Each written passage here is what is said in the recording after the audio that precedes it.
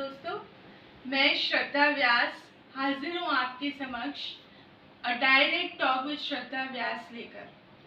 दोस्तों, आज का हमारा जो टॉपिक है बेहद ही दिलचस्प टॉपिक है और मैं आई एम वेरी श्योर कि हमारी जो महिलाएं हैं, जो दर्शक हैं, जो ये कार्यक्रम देखेंगे यूट्यूब पर, वो बेहद खुश हो जाएंगे इस एपिसोड को सुनकर, देखकर, और कहीं ना कहीं उन्हें कुछ ना कुछ हिंट भी मिलेगा अपनी लाइफ को लेकर। तो दोस्तों, आज मैंने आमंत्रित किया है सुश्री सुनीता शाह जी को। नमस्कार मैडम का, आपने अपने बिजी स्केड्यूल में से वक्त निकाला है, इसके लिए बहुत बहुत धन्यवाद मैडम। सुश्री सुनीता शाह के साथ ये मेरा दूसरा इंटरव्यू है। पहला इंटरव्यू मैंने जब इनका लिया था 4 साल पहले, तब वो मेरा दूसरा इंटरव्यू था और आज फिर मैंने उनको आमंत्रित किया है, तो मुझे बहुत ही अच्छा लग रहा है। I am feeling honoured madam. Thank you. सुश्री सुनीता शाह के बारे में मैं बताना चाहती हूँ कि वो त्रिनेत्री योगा सेंटर की फाउंडर हैं और योगा ट्रेनर हैं। इन्होंने कई लड़कियों के करियर बनाए हैं, कई लोगों को उनकी तकलीफ़ों से बाहर निकलने के लिए मदद की है योग के थ्रू।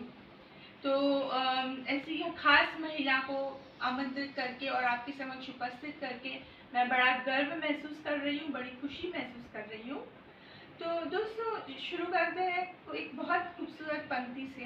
किसी ने क्या खूब कहा है, अब तो ले अपनी अहमियत तू पहचान, अब तो ले अपनी तू अहमियत पहचान, लोग कृष्ण से पहले लेते हैं राधा का नाम। दोस्तों, स्त्री, सतयुग से हम स्त्री को शक्ति का समन्वय मानते हैं और स्त्री को पूजते हैं। स्त्री भी अपने के रोल्स बहुत अच्छी तरह से निभाती है। वो पुरुष के साथ कदम से कदम मिलाकर चल रही है। हर क्षेत्र में पुरुष के साथ आज स्त्री मौजूद है। तो कामकाजी महिलाएं, जी हाँ, ये टॉपिक है आज के डिस्कशन का, वर्किंग विमेन। तो दोस्तों, आज हम वर्किंग विमेन या जिसे कामकाजी महिलाएं भी कहते हैं, उनके जीवन के जो अनजान अनछुए पहलू हैं उन पर प्रकाश डालने की कोशिश करेंगे। कुछ प्रश्नोत्तर करेंगे, कुछ चर्चा करेंगे जो आपके लिए एनलाइटनिंग हो। यही हमारी एक ईमानदार कोशिश रहेगी।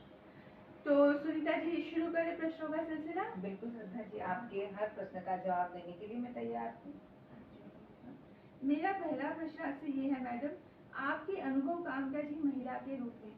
अब आपने मुझे याद आ रहा है कि आपने जब पहला इंटरव्यू दिया था तब आपने बताया था कि आपके 2 बेटे हैं, 2 छोटे थे, तब तक आप जॉब नहीं करती थी, कुछ नहीं करती थी।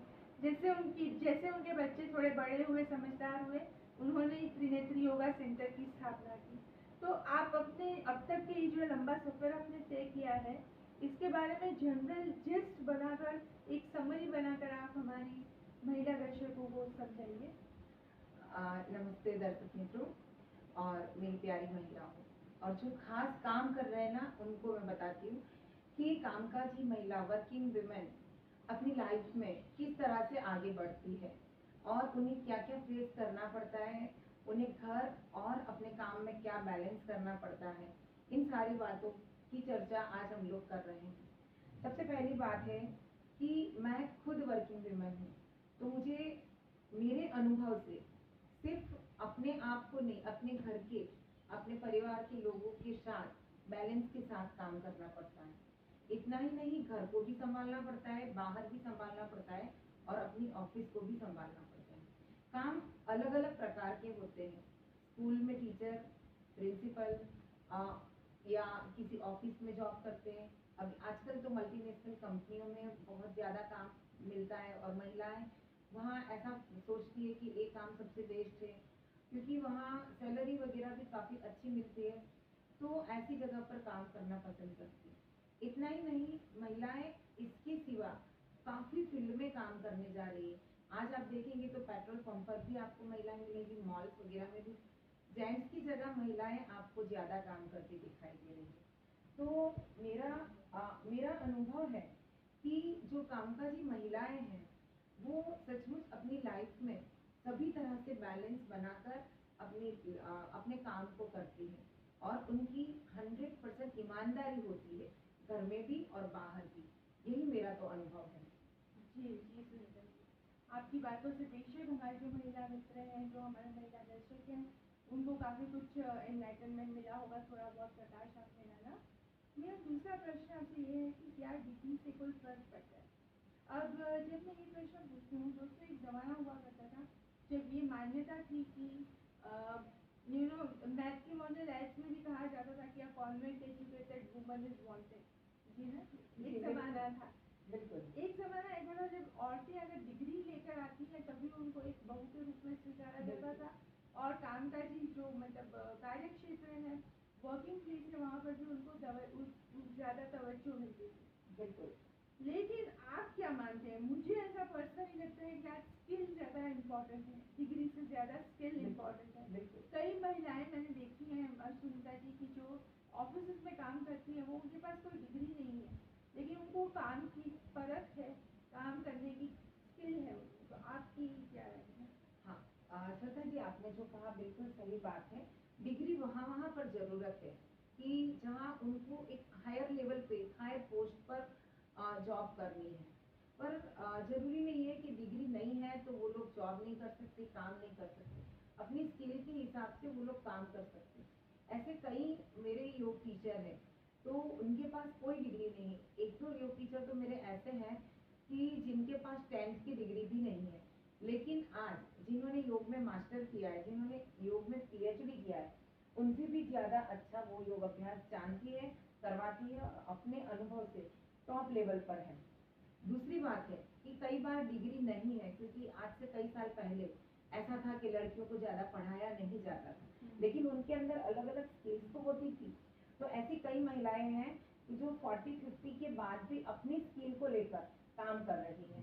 मेरे नेबर है, उनके पास कोई डिग्री नहीं, लेकिन आज वो हॉबी सेंटर चला रही है, और हॉबी सेंटर में उनके पास आपको ऐसा लगेगा कि काफी मतलब ग्रेजुएट, पोस्ट ग्रेजुएट, यहाँ तक PhD किए हुए लोग वहां पर आते हैं, क्योंकि उनके हॉबी सेंटर में सिर्फ एक चीज नहीं है, आर्ट एंड क्राफ्ट है, डांस है, म्यूजिक है, सब कुछ है। और उनका एजुकेशन यदि आप पूछेंगे ना तो ऐसा कहेंगे मैडम साइन करना आता है, लिखना आता है। अच्छा। तो डिग्री मायने रखती है, जरूर हायर लेवल की पोस्ट चाहिए हमें तो डिग्री मायने रखती है, लेकिन डिग्री नहीं है फिर भी वो लोग टॉप लेवल का काम कर सकते हैं। ये तो एक सनातन सत्य है जी, इस सनातन सत्य को समझिए महिला दर्शकों। अगर आपके पास डिग्री नहीं है तो आपको किसी तरह का इंफीरियरिटी कॉम्प्लेक्स नहीं रखना चाहिए, लघुता ग्रंथि नहीं रखनी चाहिए कि ये औरत मुझसे ज़्यादा डिग्री लेकर बैठी है तो ये कामकाज कर सकती है, मैं कामकाज नहीं कर सकती हूँ।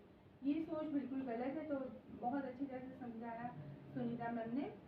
तो अभी हम बढ़ते हैं तीसरे प्रश्न की ओर। तीसरा प्रश्न मेरा ये है, बॉस के साथ किस तरह से तालमेल बनाएं?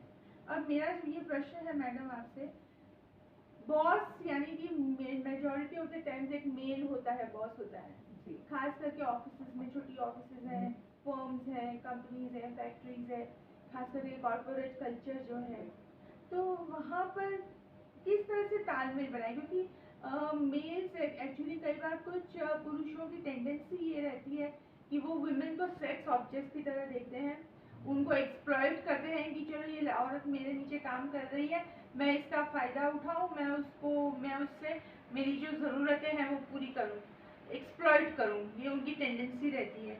तो कई बार बॉस अच्छे भी होते हैं, वो बहुत प्यार से समझाते हैं, बुझाते हैं, ट्रेन करते हैं हमें और हमारा करियर भी अच्छा बनाते हैं। तो आपकी क्या राय है कि एक स्त्री किस तरह से मर्यादा बनाए रखे, बैलेंस बनाए रखे कि वो एक रैपो भी रखे अपने बॉस के साथ और साथ साथ एक मर्यादा में भी रहे? तो आप बताइए किस तरह से ये तालमेल। बहुत ही अच्छा सवाल है आपका, क्योंकि जनरली क्या होता है कि जब यंग गर्ल्स या यंग विमेन जब जाती है ना काम पे, तो कई लोग उन पर ऐसी दृष्टि से देखते हैं, ऐसे सदियों से। ऐसे तो मैं कहूंगी तो राम के जमाने में जब सीता जी के लिए धोबी ने ऐसा कहा कि राम ऐसी स्त्री को कैसे घर में रख सकते हैं कि जो रावण की लंका में रहकर आए, तो यानी इसका मतलब ये हुआ कि सतयुग से स्त्रियों के लिए ऐसी बातें तो होती ही आई है। तो इस जमाने में एक बात तो है कि महिलाएं काफी एजुकेटेड है, काफी समझदार है, काफी सिंसियर है, तो वो एक दूरी बनाना बहुत अच्छे से सीख चुकी है। तो सबसे मेन बात क्या है श्रद्धा जी कि अपना जो ड्रेसिंग है ना, ड्रेसिंग इस तरह से होना चाहिए, मेकअप इस तरह से होना चाहिए कि कोई ज्यादा आपकी तरफ अट्रैक्ट ना हो। इनवाइट हम नहीं कर रहे हैं, हम किसी को इनवाइट न करें, ये सबसे पहले होना चाहिए। दूसरा कि हमारे काम से काम हमें रखना है, जो ट्रेनिंग लेना है उस ट्रेनिंग को करना है, और हमारे जो क्वेश्चन है, क्वेश्चन आंसर के सिवा कभी भी ज्यादा बात हमारे बॉस से नहीं करना चाहिए। ऐसे भी जनरली जब हम हमारी कोई भी एम्प्लॉइज अपने बॉस के साथ यदि होमली हो जाते हैं ना, तब सारी परेशानी आती है। तो कभी भी होमली नहीं होना है, इस बात को हर एक महिलाओं को समझना है कि बॉस इज बॉस, और दूसरा कि work value work, play value play. ये बात भी उन लोगों को ध्यान रखना है कि हम सिर्फ ऑफिस में काम करने के लिए आते हैं, तो पूरी ईमानदारी से काम करेंगे और हमारे घर जाएंगे। हम मनोरंजन के लिए ऑफिस नहीं जाते या बातचीत के लिए नहीं जाते, तो इस बात का ध्यान रखेंगे तो कभी भी ये प्रॉब्लम्स नहीं आती। दूसरा, बॉस के साथ प्रॉब्लम ज्यादा कब आता है कि टोटली बॉस के अंडर में ही काम करना होता है और हम ज्यादा बातें करके उनके साथ और मतलब अदर अपने काम के सिवा की बातें करते, तब ये समस्याएं आती है। बाकी आप दूरी बना के काम करते हैं और अपने काम से काम रखते हैं तो कभी कुछ नहीं होता है। तो इस बात को हमेशा महिलाओं को ध्यान रखना है। जी, बहुत अच्छी बात कही मैडम ने। मेरा चौथा सवाल है, ऑफिस में सहयोगियों से किस प्रकार सहयोग पाए।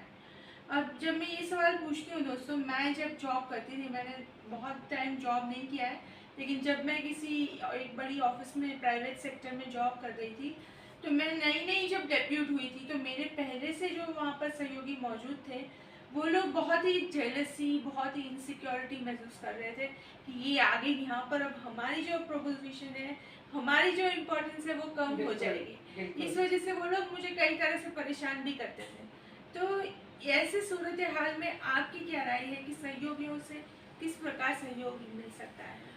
एक्चुअली कॉलेजेस में जो होता है ना रैगिंग, उसके जैसी बात हुई है। हाँ। और हकीकत कई बार क्या होता है कि ऑफिस में यदि जो फ्रेशर है उसके पास एजुकेशन ज्यादा है, डिग्री ज्यादा है, अनुभव नहीं है, लेकिन उसके पास अपनी डिग्री का नॉलेज है और डिग्री के साथ साथ काम का नॉलेज है, तब क्या होता है कि जो सीनियर होते हैं ना, उनको ऐसा लगता है कि कहीं इसके आने से हमारा इम्पोर्टेंस कम तो नहीं हो जाएगा, और उसकी वजह से वो हमारे साथ व्यवहार अच्छा नहीं करते।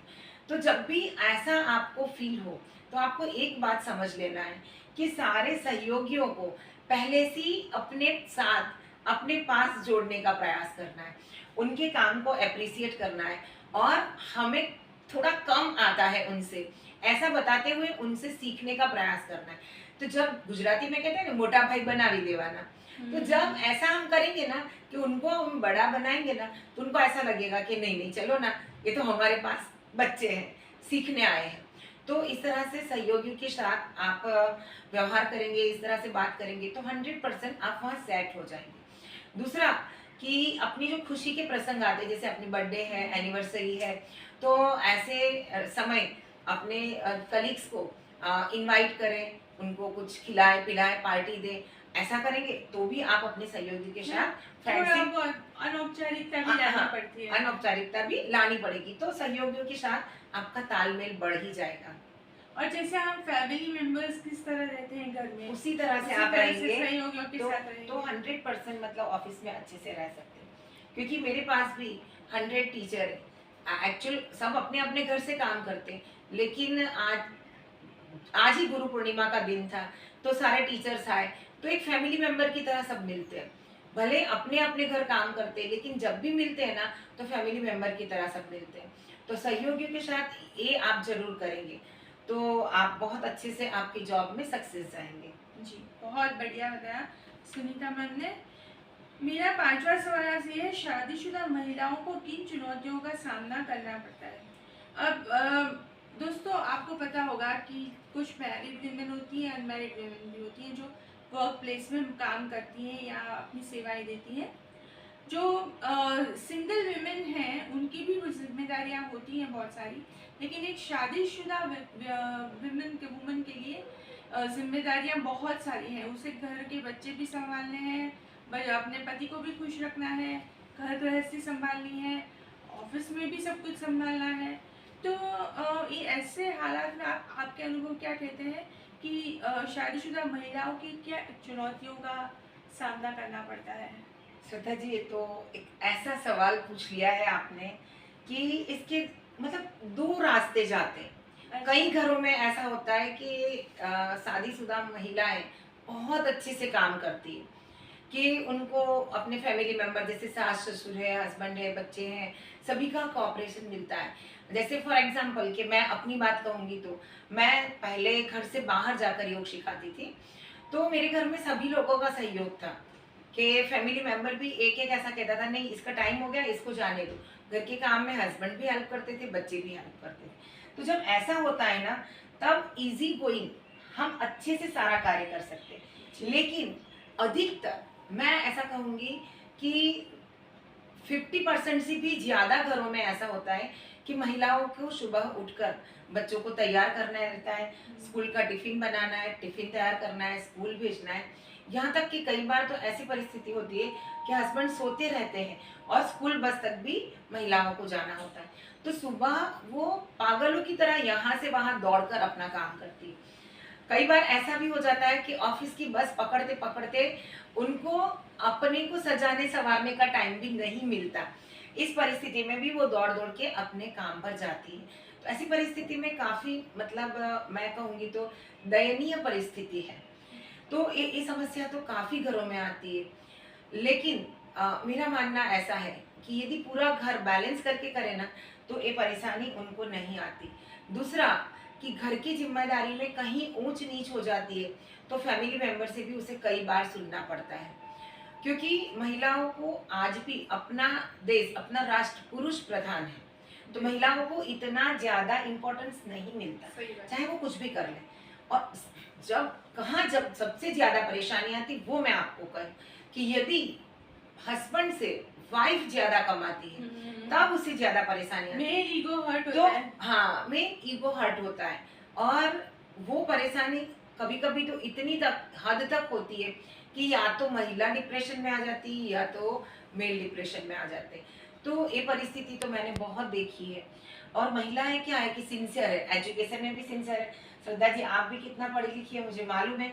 तो एक एजुकेशन के बारे में हर लेडीज को ऐसा लगता है, हर लड़की को ऐसा लगता है कि मैं पढ़ाई करती रहूं करती रहूं करती रहूं। जैसे मैंने इतना पढ़ाई किया, बराबर आपको तो मालूम है कि मैं डॉक्टर हूँ, मैंने एमए बीएड इतना किया है। इसके बाद नेचुरोपैथी किया, उसके बाद मैंने मास्टर इन योगा किया और अब मैं पीएचडी कर रही हूँ, बराबर। अच्छा। योग की फील्ड में पीएचडी कर रही हूँ। यानी लड़कियां या वीमेन पढ़ने में इतनी सिंसियर होती है तो नेचुरली वो आगे जाएगी, उनकी सैलरी भी ज्यादा होगी।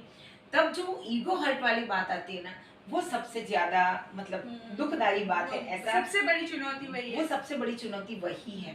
तो मेरा तो मानना ऐसा है कि इन बातों को मतलब फैमिली मेंबर को कोऑपरेट करके ही चलना चाहिए। श्रद्धा जी, मेरा ऐसा मानना है जी। बहुत बढ़िया तरीके से सुनीता मैम ने समझाया। तो शादीशुदा महिलाएं जो हैं वो मेल ईगो को हर्ट ना हो, पुरुष को भी आप संभालिए, अपने पति को भी संभालिए, बॉस को भी संभालिए और एक तालमेल बनाइए, थोड़ी एडजस्टमेंट करिए, थोड़ी हिम्मत रखिए, तो डेफिनेटली आप बहुत कुछ कर सकती हैं। Right madam? ओके।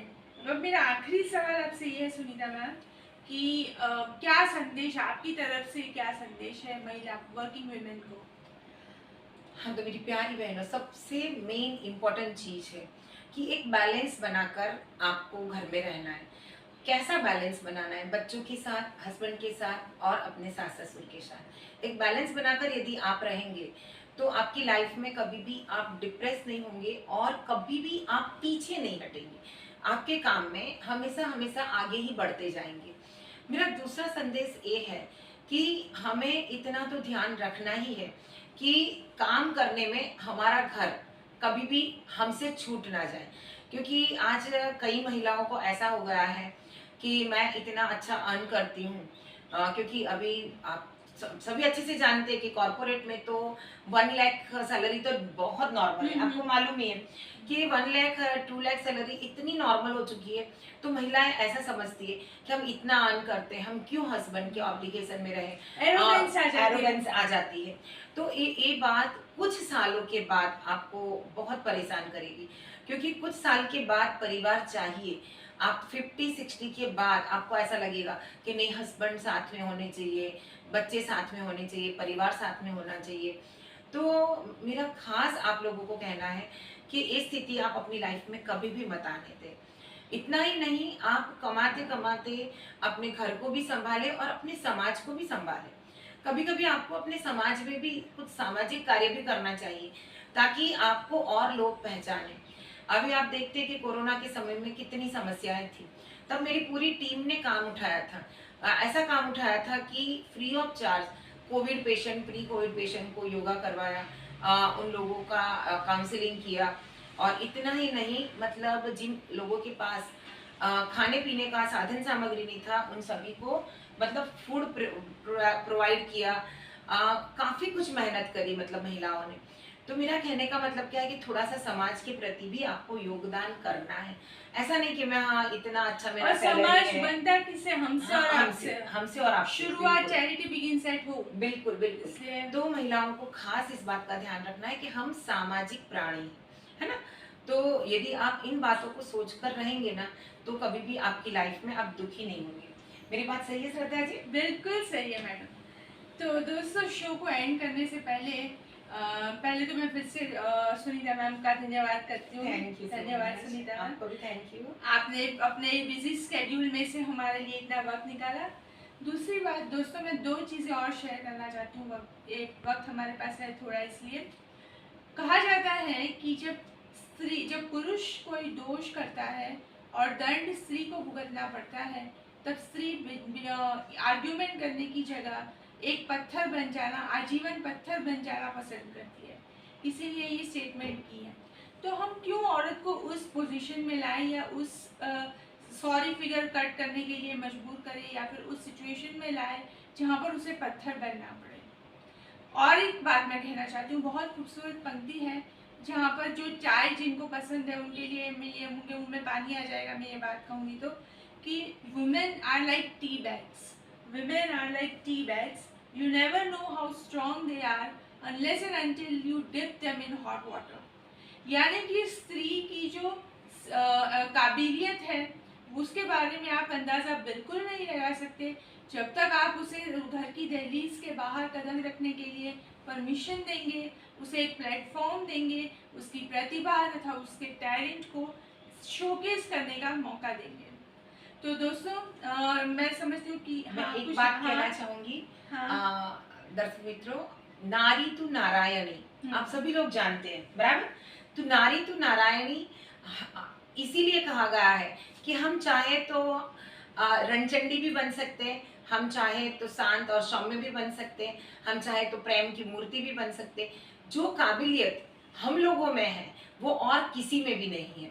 तो इसीलिए हमें इस बात का तो पूरा ध्यान रखना है, बराबर है ना? जी बिल्कुल सही। हाँ बिल्कुल। ठीक है दोस्तों, तो ये this was my take on working women. आशा करती हूँ कि ये शो आपको पसंद आया होगा। ज़रूर लाइक और सब्सक्राइब करें इस चैनल को। और दूसरी बार मैं फिर से हाजिर होंगी किसी और गेस्ट के साथ। तब तक के लिए नमस्कार। नमस्कार।